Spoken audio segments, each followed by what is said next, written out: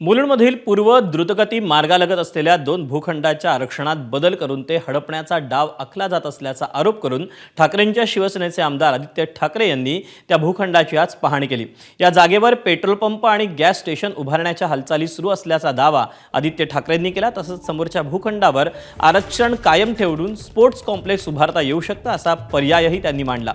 गेल्या 4 वर्षात मुंबईतील 17 ते 18 मोकळी मैदानं भाजपकडून हडपल्याचा आरोप ठाकरेंनी केला। दरम्यान आदित्य ठाकरेंनी मुंबईतल्या मोकळ्या मैदानांच्या समस्यांप्रकरणी आणि विविध भूखंडांच्या आरक्षणाच्या बदलाविरोधात आवाज उठवण्यासाठी आदित्य ठाकरेंनी उद्या संध्याकाळी 5 वाजता वांद्रे रिक्लेमेशन इथे सर्वांना तिरंगा रॅलीमध्ये सहभागी होण्याचं आवाहन केलं आहे।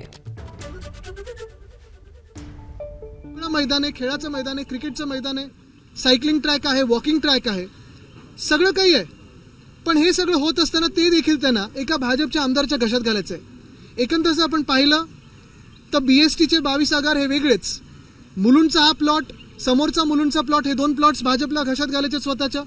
नेव्हिल डिसूचा फुटबॉल टर्फ घ्यायचा आहे, अंधेरीतला 1 प्लॉट, जुहूमधले 2 प्लॉट आणि सगळीकडची हे मोकळी मैदानं घेऊन भाजपच्या संस्थांच्या हातात घेऊन इथे स्वतःची बिल्डर आणि कॉन्ट्रॅक्टर आणण्याचा जो डाव आहे त्याच्या विरोधात मुंबई म्हणून आम्ही हा लढा सुरू केलेला आहे। कुठच्याच राजकीय एका पक्षाचा हा विषय नाही आहे।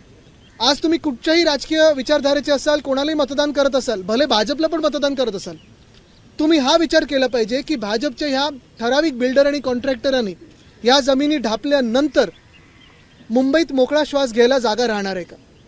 भाजप एवढी जेनझी विरोधी आहे की ह्या जेनझीनी पण विचार केला पाहिजे की मुंबईत जर मैदानच निघून गेली, मुंबईतली मैदानच सगळी गायब केली भाजपनी, तर मैदानी खेळ हे होणार कुठे? हा विचार घेऊन आम्ही हा लढा सुरू केलेला आहे। पहिला टप्पा उद्याचा नेव्हिल डिसूजाला आहे आणि पुढचा टप्पा हा लवकरच आपल्याला कळेल।